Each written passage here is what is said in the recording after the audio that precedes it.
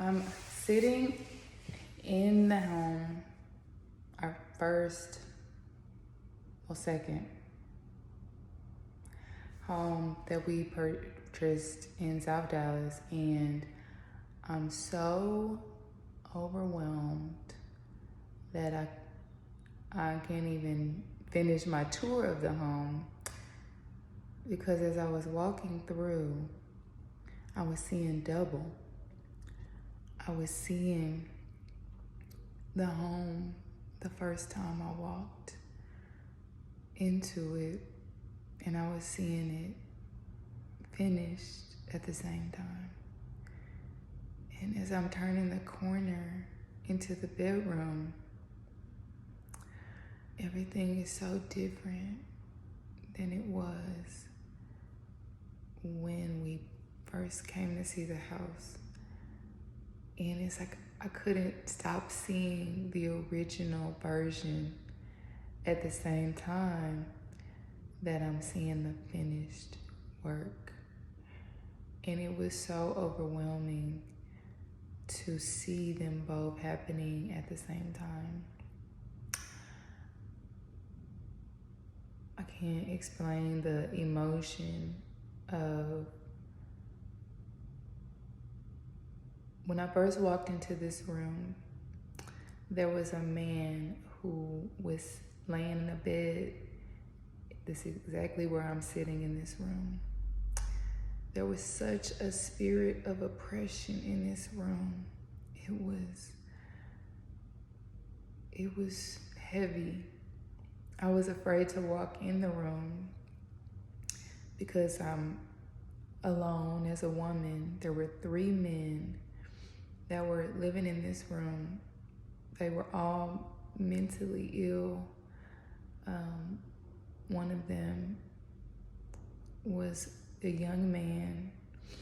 He was sleeping halfway on a bed and halfway on the floor at the same time, because the bed was broken and 2 of the legs were missing. So the bed was slanted, and he was sleeping at a diagonal with his feet hanging on the floor.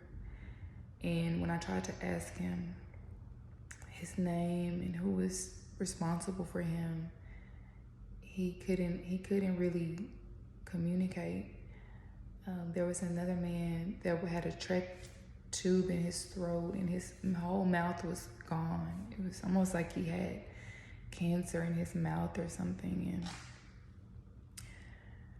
and he couldn't speak at all. And then right here where I'm sitting, there was a man, an older man, and all I know is he told me his name was Roger, and he had a Nazi symbol tattooed on him, and he had the words Satan on his back. And it was such a spirit of oppression. It was such a demonic presence in this room. And it was so smelly, and it was covered in trash. And it was just to enter the room, like just to come in here, you had to like really, really care. Like you had to really want to. And so I just remember coming into the room and looking the man in his eyes and saying, "Tell me your name. Let me help you."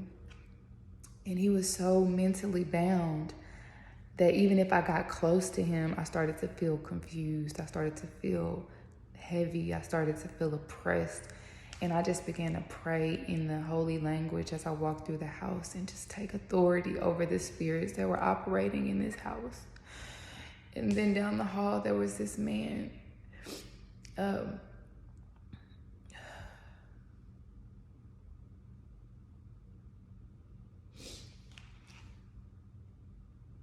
And he had lived a normal life, but he had problems. I think he had an addiction. And he was in a wheelchair because he was working. He was a crane operator, and he had fallen at work and injured himself. And he had broken his back and his neck. And before, right before that, something had happened with his insurance where he had not taken the long-term disability. Like, he had never needed it in all these years. And then he decided to not take the long-term disability. And he was upon retirement. I mean, he was in his 50s and he lost everything.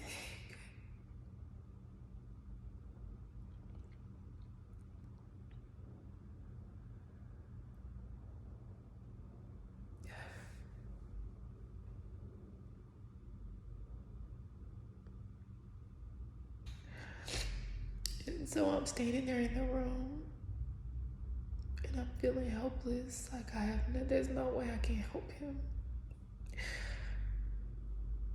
So I think at this point, my friend is with me.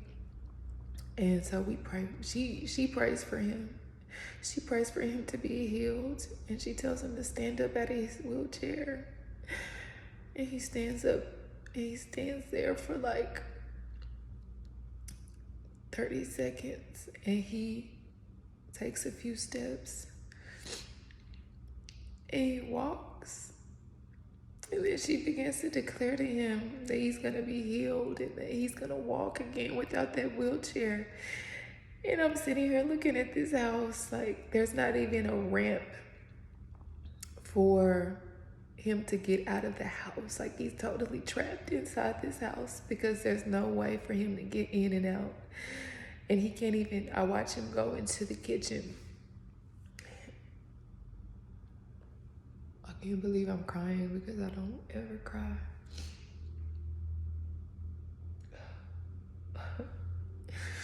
And he can't even get fully into the kitchen because the kitchen is so small. There's not enough space for his wheelchair to get between the stove and the refrigerator.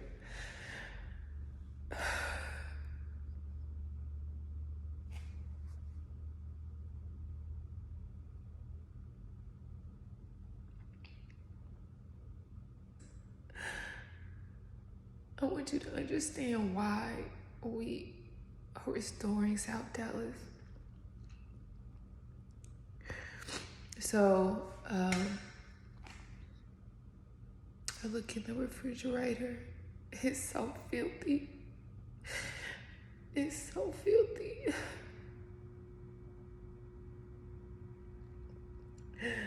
So then, I look in the bathroom. You don't even want to imagine what the bathroom looked like.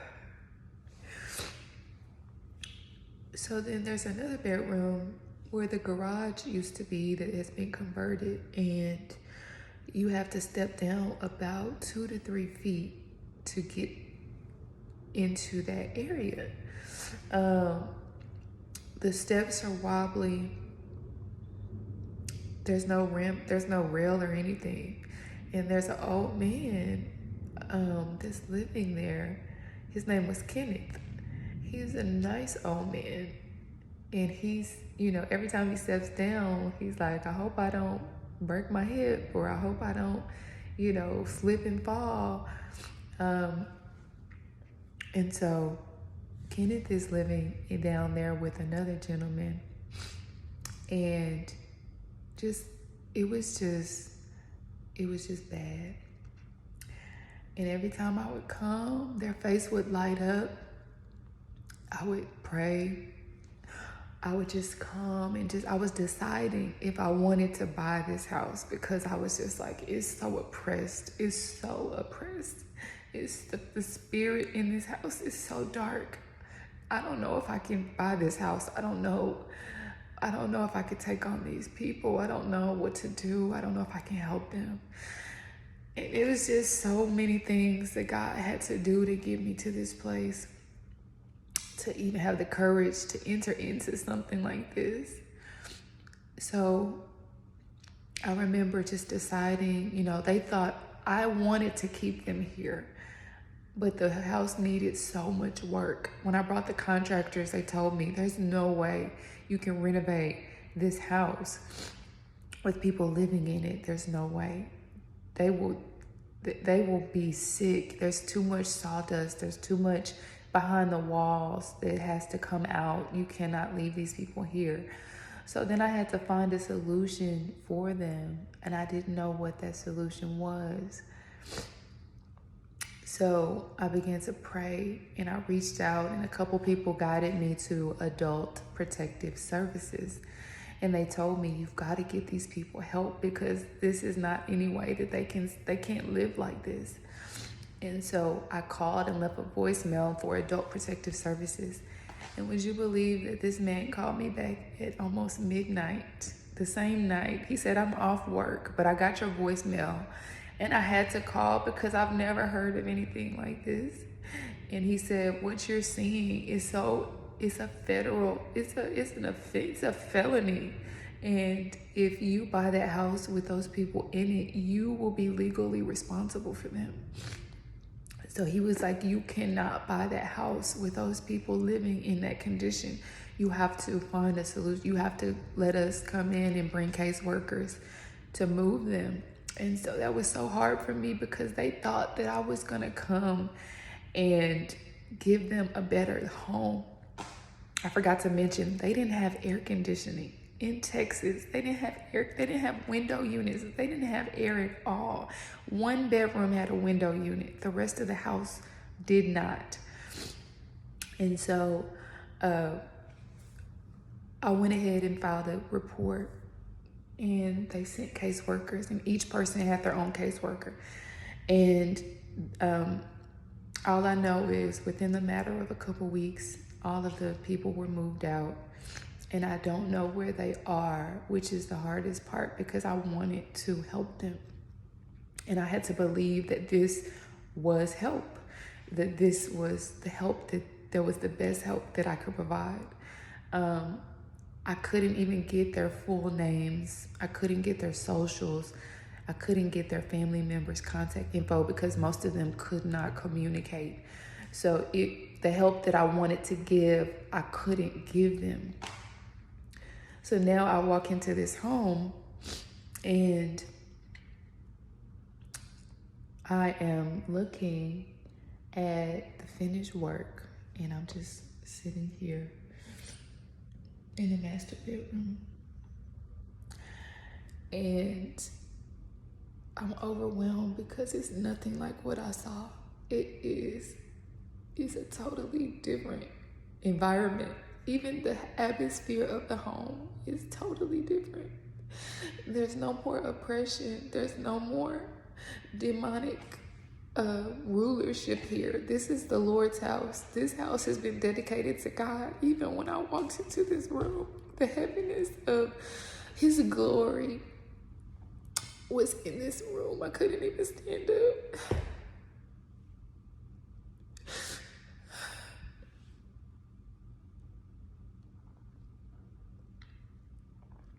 I couldn't even stand up, because all I could do was just worship God. All I could do is just say thank you over and over and over again, because it's so beautiful. It's so beautiful. It's so restored. It's so wonderful. And all I could do is think about the family that's going to come in here and that's going to enjoy what God has done in this place. And I know it could not have happened if it was not for a lot of people. If it wasn't for Julio Cicerno and his team. If it wasn't for the Lost Kids. If it wasn't for my partners. And I don't know if they want to be mentioned, but thank you so much. If it wasn't for Danielle Lindsay Co., the Lindsay Holdings Corp. in Prep Place, if it wasn't for my husband, if it wasn't for God giving me Kingdom Legacy, if it wasn't for Armani and all the people that have helped bring this vision to life. And I want to thank Amy for Amy Ravy from Eleganza Tiles for providing the materials because they're perfect. It's so beautiful. It's so beautiful. I thank everybody that had anything to do with this. I know it has been a difficult process. Like, all you have seen is the highlights, but we have been here every day going to war for this house. We have been, just 2 days ago, we called a man in the next door neighbor called a man in the backyard trying to break in. We've had multiple break-ins. We're so far over budget. We're so far over budget just to get the house to the level that it needed to be dignified, to be worth what people deserve. It's been a journey. It has been difficult to manage. There's been tension. There's been many lessons to learn.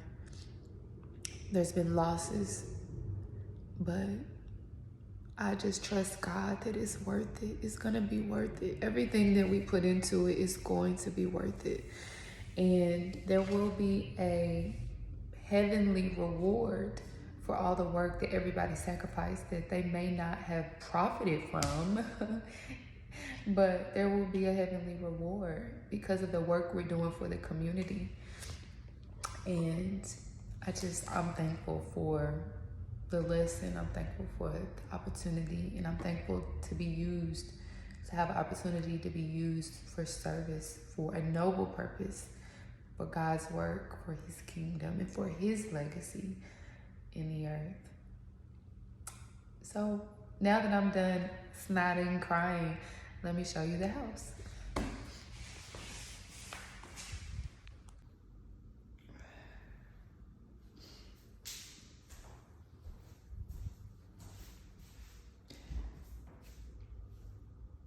So this is the master bedroom, and it is nice, large, spacious, beautiful.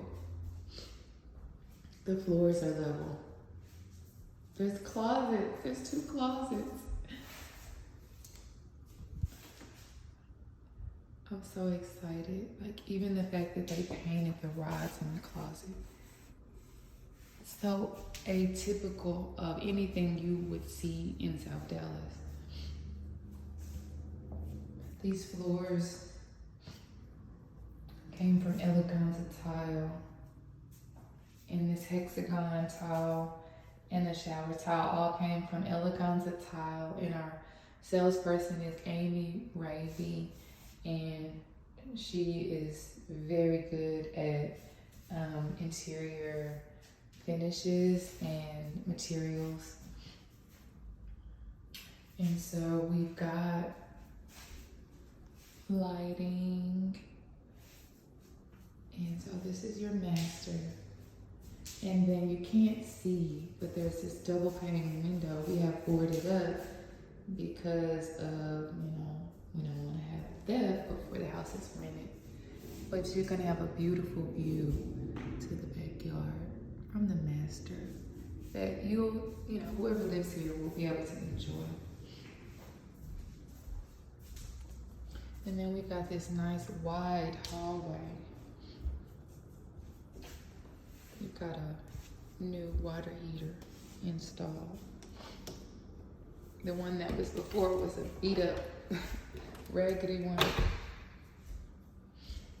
And then what I wanted was for each bedroom to have lots of natural light. And so I remember when we were deciding between putting a double window or just one, and I'm so thankful that we kept 2, because there's so much natural light in this room, and they too will have a view of the very beautiful backyard. I love the backyard. Okay.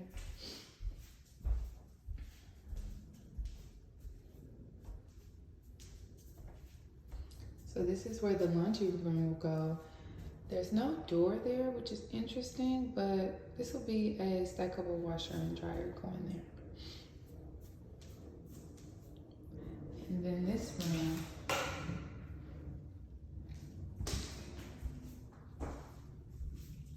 this is the room addition that we added.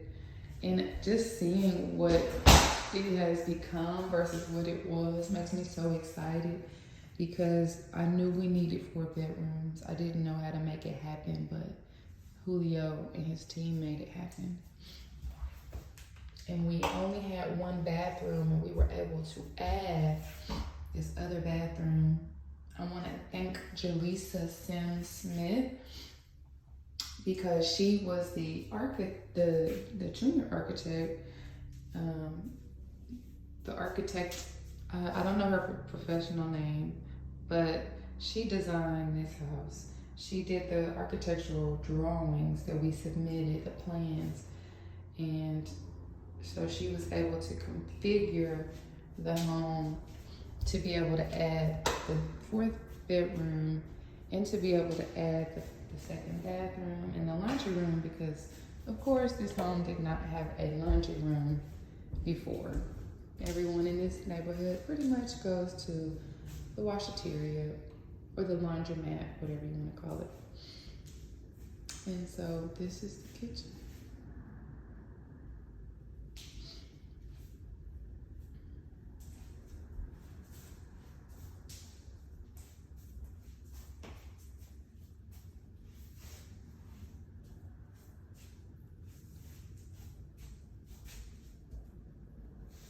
This is your kitchen and dining room. We even have a pantry, which we didn't have before. I mean, the before and after is remarkable. Like it's like night and day. You just can't even imagine. I'll have to find the video tour and put them side by side of the before and after. But this is Kingdom Legacy. And the real Kingdom Legacy is when the family is here, when they're in a safe home, dignified living conditions, where they feel proud to grow up in the home they live in, and when they're able to participate in the restorative programs that we will offer to help them not only be able to rent, but then be able to become an owner. And that's the ultimate goal. And that they will learn core values and kingdom principles to operate in every area of their life. So, what do you think, guys? What do you think of the finished work? Leave me comments and let me know, or write us, email us. Let us know your thoughts about what we're doing here in South Dallas. Thank you for everyone who played any role, every sacrifice, everybody who prayed, everybody who supported us in any way. Thank you for helping us get to this point, and there's so much more yet to come.